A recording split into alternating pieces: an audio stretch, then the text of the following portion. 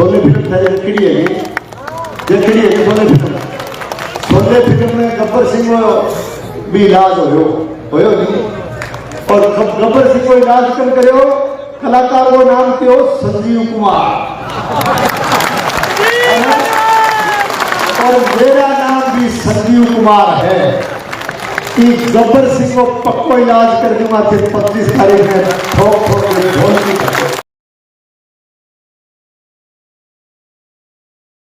जय बिहार जय Baba Ramdev laptop repair सुरखाप चौक doctor Indrajit वाली गली नजदीक मित्तल हॉस्पिटल सिरसा। नए व पुराने एप्पल से लेकर सभी कंपनियों के लैपटॉप व motherboard repairing specialist chip level repairing का कार्य तसल्ली बख्श किया जाता है।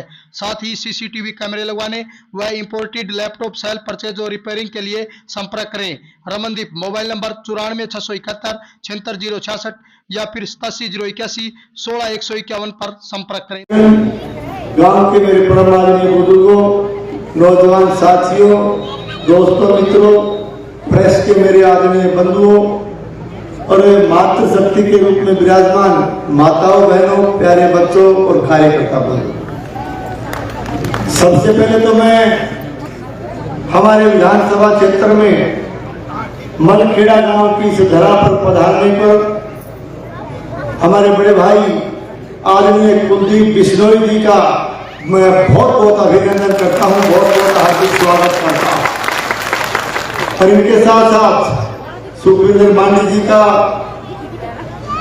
रणवीर प्रयाग जी का, हमारे आदरणीय देवेंद्र गुड़िया जी का और जितने भी हमारे मेहमान इस सभा में हरियाणा से और बाहर से पधारे हैं उनका भी बहुत बहुत हार्दिक अभिनंदन और स्वागत करता हूं। साथियों, आपने यहाँ पहुंचने पर हमारा सबका मान सम्मान अभिनंदन किया, उसके लिए मैं मलखेड़ा गांव के सभी सम्मानित बुजुर्गों का, कार्यकर्ता बंधुओं का, नौजवानों का, युवा साथियों का, माताओं बहनों का भी बड़ी संख्या में आप पधारी है, तो मैं आप सबका पार्टी की तरफ से, मेरी तरफ से मैं आपको बहुत बहुत धन्यवाद देता हूं, आपका आभार व्यक्त करता हूं। आने वाली 25 तारीख को राजस्थान की सबसे बड़ी पंचायत में, राजस्थान की विधानसभा में आपको अपना नुमाइंदा चुनकर भेजना है और एक तरह से 16वीं विधानसभा के लिए और बनने वाली सरकार के लिए आप अपना मतदान करने जा रहे हैं। और इस चुनाव के लिए आप लोगों के आशीर्वाद से भारतीय जनता पार्टी ने मुझे एक बार फिर से पार्टी का उम्मीदवार बना करके आपके बीच में भेजा और आज मैं आप सबका आशीर्वाद मांगने, सहयोग मांगने और समर्थन मांगने के लिए आपके बीच में आया। साथियों, ठीक 5 साल पहले किस तरह के नारे दिए गए, किस तरह के चुनावी घोषणाएं की गई और एक तरह से 2 बड़े नारे दे करके कि हमें राज नहीं आवाज चाहिए और प्रधानमंत्री फसल बीमा योजना के नाम पर लोगों को भ्रमित करके या लाल झंडे वाले ने सत्ता हासिल करने का काम किया। आज जहां तक आवाज का सवाल है, जिस आवाज को भागरा विधानसभा क्षेत्र की जनता ने यहां से बुलंद करके भेजा, वो आवाज जयपुर पहुंचते पहुंचते कांग्रेस की झोली में जाकर के बैठ गई, कांग्रेस सरकार की झोली में जाकर के बैठ गए। आवाज की बात करते हैं, निश्चित तौर से इनको आवाज की जरूरत नहीं थी, इनको राज चाहिए था और राज के लिए इन्होंने कांग्रेस पार्टी का से हाथ मिला लिया, कांग्रेस को समर्थन देकर के कांग्रेस की सरकार बचाने में मदद की। मैं पूछना चाहता हूं कि राजस्थान में कांग्रेस पार्टी के नेताओं ने पिछले चुनाव में 2 बड़े नारे दिए थे। राजस्थान के किसान के लिए कहा गया कि सरकार बनने के बाद 10 दिन के भीतर राजस्थान के किसान का संपूर्ण कर्जा माफ करेंगे और शिक्षित बेरोजगार नौजवानों को बेरोजगारी भत्ता देने का काम ये सरकार करेगी। अब हालांकि इस सरकार को बचाने में यहाँ के इस लाभ धरने वाले प्रतिनिधि ने आगे बढ़ करके हाथ बढ़ाया है। मैं पूछना चाहता हूँ, आप सरकार को समर्थन दे रहे हो, आपने सरकार बचाने का काम किया है, तो आज जहां तक नौजवानों का सवाल है, शिक्षित बेरोजगारों का सवाल है, लगातार राजस्थान की इस सरकार के दौरान लगातार पेपर आउट हुए, लगातार पेपर बेचने का काम किया गया, लगातार परीक्षाएं होती गई और एक तरह से राजस्थान का युवा वर्ग, राजस्थान का शिक्षित बेरोजगार नौजवान जो है लगातार उनके हितों के साथ उठाना होता गया। और राजस्थान प्रदेश में जब इस आवाज को उठाने के लिए प्रतिपक्ष ने जब विधानसभा में इस मांग को रखा और ये मांग की कि इस पेपर लीक प्रकरण की जांच सीबीआई से होनी चाहिए, तो उस समय सबसे पहले खड़ा होकर के किसी ने विरोध किया, तो लाल झंडे वाले इस प्रतिनिधि ने किया और ये कह के विरोध किया कि सीबीआई जांच की कोई आवश्यकता नहीं। आज राजस्थान प्रदेश का नौजवान, आज राजस्थान प्रदेश का शिक्षित बेरोजगार नौजवान साथी चिल्ला चिल्ला कर जब न्याय की मांग कर रहा है, तो मैं पूछना चाहता हूं, ये सुनी हुई आवाज खामोश कैसे हो गई, चुप कैसे हो गई? एक तरह से कर्जा माफी का नारा दिया था और कर्जा माफी के लिए पूरे 5 साल तक कर्जा माफी का यहाँ का किसान इंतजार करता रहा। कई जगह राजस्थान प्रदेश में किसान को कर्जे की वजह से आत्महत्या तक करनी पड़ी। तो आज सवाल इस बात का भी उठता है कि कर्जा माफी के नाम पर ये सुनी हुई आवाज खामोश कैसे हो गई, शांत कैसे हो गई? मैं पूछना चाहता हूं कि आज सिद्धमुख सिंचाई परियोजना का किसान हो, चाहे हमारे अमर सिंह सिंचाई सिस्टम का किसान हो, चाहे हमारे नोर फीडर का किसान हो, न केवल सिंचाई के लिए पिछले 4 साल से ट्राई कर रहा है, बल्कि पीने के पानी के लिए भी लाले पड़े हुए हैं, खाना पानी पीने के लिए भी कई गांव को मजबूर होना पड़ा। जब ऐसी स्थिति पैदा हुई, पानी पूरा आप नहीं ले पाए, पानी पूरा किसान को नहीं दे पाए, तो इस पानी के नाम पर, सिंचाई के नाम पर, पेयजल के नाम पर ये सुनी हुई आवाज खामोश कैसे हो गई, चुप कैसे हो गई? साथियों, आज एक तरह से प्रधानमंत्री फसल बीमा योजना, जिसका नाम लेकर के इन्होंने सत्ता हासिल करने का काम किया था, मैं याद दिलाना चाहता हूं 2018 से पहले जब हम लोग सरकार में थे तो प्रधानमंत्री फसल बीमा योजना का बड़ा लाभ राजस्थान प्रदेश के किसान को मिलता था। भागल विधानसभा क्षेत्र के किसानों को भी आपको मैं याद दिलाना चाहूंगा, हमारे गांव के अंदर आप जाकर के रिकॉर्ड देख सकते हैं, किसान को 5 लाख, 10 लाख, 13 लाख, 15 लाख तक का बीमा कलेम 2018 से पहले मिला था। लेकिन आज क्योंकि ये लोग सरकार में हैं और इस सरकार के समय जो 13.5 लाख और 15 लाख तक का जो बीमा क्लेम था, उसको 1300 पर ला करके छोड़ दिया, तो ये आवाज खामोश कैसे हो गई, किसान के नाम पर खामोश कैसे हो गई? ये बड़ा सवाल है। आज चारों तरफ किस तरह का माहौल है? आज पूरे इस क्षेत्र के अंदर आज एक तरह से चिट्टे जैसे मादक पदार्थ की तस्करी इस पूरे सीमावर्ती इलाके में हो रही है। और कभी आचार संहिता लगने के बाद में आपने रिकॉर्ड देखा होगा, आपने आचार संहिता लगने के बाद के हालात देखे होंगे, कभी चंदन के तस्कर पकड़े जाते हैं, कभी नकली डीजल बनाने के तस्कर पकड़े जाते हैं, कभी मेडिकेटेड नशे के तस्कर पकड़े जाते हैं, कभी हथियारों के तस्कर पकड़े जाते हैं, कभी लकड़ियों के तस्कर पकड़े जाते हैं, कभी दारू के तस्कर पकड़े जाते हैं। एक तरह से यहाँ तस्करी का साम्राज्य भागल विधानसभा क्षेत्र में पैदा कर दिया गया। तभी आवाज खामोश कैसे हुई, ये भी बड़ा सवाल। आवाज की बात करते हैं, अनुसूचित जाति के भाइयों के साथ इस पूरे विधानसभा क्षेत्र में किस तरह का व्यवहार इस शासन के दौरान हुआ। चाहे आप बरवाड़ी गांव की घटना को ले लीजिए, बरवाड़ी गांव में अनुसूचित जाति के गरीब व्यक्ति का चयनित परिवार का मकान जो है इनके राज के इशारे पर केवल एक लाल झंडे वाले को खुश करने के लिए उसके आशियाने के उजाड़ने का काम किया गया। पुलिस प्रशासन को ले जाकर के जोर जबरदस्ती उसके मकान को तोड़ने का काम किया गया, उन पर झूठे मुकदमे बनाने का काम किया गया। और इससे भी आगे बढ़ करके आपने देखा होगा मुंसरी गांव में किस तरह से केवल एक कॉमरेड को खुश करने के लिए अनुसूचित जाति के वहाँ जो है अनुसूचित जाति के लोगों के खड़ी फसल को, नरमे की फसल को जो है तबाह करके रातों रात वहाँ रास्ता मंजूर करवाया गया, एसडीएम पर दबाव बनाया गया और उसकी खड़ी फसल को तबाह करके वहां से जबरन रास्ता निकालने का काम किया। और जब उन्होंने अपनी आवाज उठाई तो रातों रात ले जाकर के थाने में बंद कर दिया गया, उन पर मुकदमे बनाने का काम किया गया।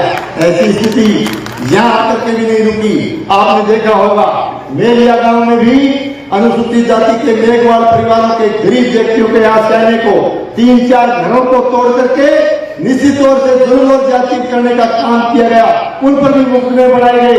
तो एक तरह से ये हालात अनुसूचित जाति के लोगों के साथ हुई है।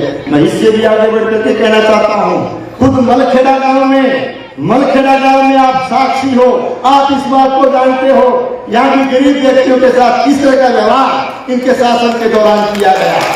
आपने देखा होगा कि यहाँ के गरीब व्यक्ति अनुसूचित जाति के हमारे भाई केवल न्याय मांग रहे थे और शांतिपूर्ण तरीके से लोकतांत्रिक ढंग से या धरना दे रहे थे, अपनी मांग को लेकर धरना दे रहे थे। तो उनकी सुनवाई करने की बजाय उनको रातों रात पुलिस का जबरन जोर बना करके, पुलिस के फैल दिखा करके और पुलिस के द्वारा उनको यहाँ से उठा करके पुलिस ले गई, करीब सैकड़ों लोगों को ले गई और रात भर उनके साथ मारपीट की गई। उसका सीधा वीडियो प्रसारण करके, लाइव वीडियो दिखा करके यहाँ के एमएलए को खुश करने का प्रयास यहाँ की पुलिस करती रही। इससे ज्यादा जाति कोई हो नहीं सकती, इससे ज्यादा शर्म की बात कोई हो नहीं सकती। और उन पर झूठे मुकदमे लगाने का काम सैकड़ों लोगों पर, मलखेड़ा गांव में अनुसूचित जाति के लोगों पर सैकड़ों लोगों पर झूठे मुकदमे लगाने का काम किया गया। जब इतना बड़ा अन्याय हमारे इस इलाके में अनुसूचित जाति के लोगों के साथ हुआ, तभी आवाज खामोश कैसे हो गई, ये बड़ा सवाल है। साथियों, इस तरह के हालात इन लोगों ने पैदा किए हैं, किस तरह का वातावरण इन लोगों ने बनाया। हम अभी मेरे से पहले भाई जयदीप दूबी जी बता रहे थे कि साफ सुथरी राजनीति इस भादरा विधानसभा से चलती हुआ करती थी। देश की आजादी के बाद अनेक लोगों को आपने यहाँ सेवा करने का मौका दिया है, अनेक लोगों को आपने प्रतिनिधित्व करके भेजा है। राजकाज आते जाते रहते हैं, सरकारें भी आती जाती रहती है, हार जीत भी चलती रहती है और राज भी आते रहते हैं, लेकिन सबका प्रयास ये रहा कि भादरा में एक साफ सुथरी राजनीति बनी रहे, भादरा का भाईचारा बना रहे, सांप्रदायिक सौहार्द बना रहे, सद्भाव बना रहे। ये प्रयास हर व्यक्ति के द्वारा किया गया है। तब जाकर के भादरा का सोने जैसा इतिहास यहाँ की जनता के सहयोग से सोने जैसा इतिहास क्या कर रहा। मैं कहना चाहता हूँ कि पहली बार देश की आजादी के बाद ये पहली बार आपने देखा होगा कि यहाँ पहली बार भादरा में रंजिश की राजनीति की गई। पहली बार जिनसे राजनीति के विचार नहीं खाते उनसे टारगेट बना करके दुश्मनी निकालने का काम किया जाता और एक तरह से सरकार का दबाव बना करके राज्य के नशे में आकर के लोगों को तंग और परेशान करने का काम किया गया।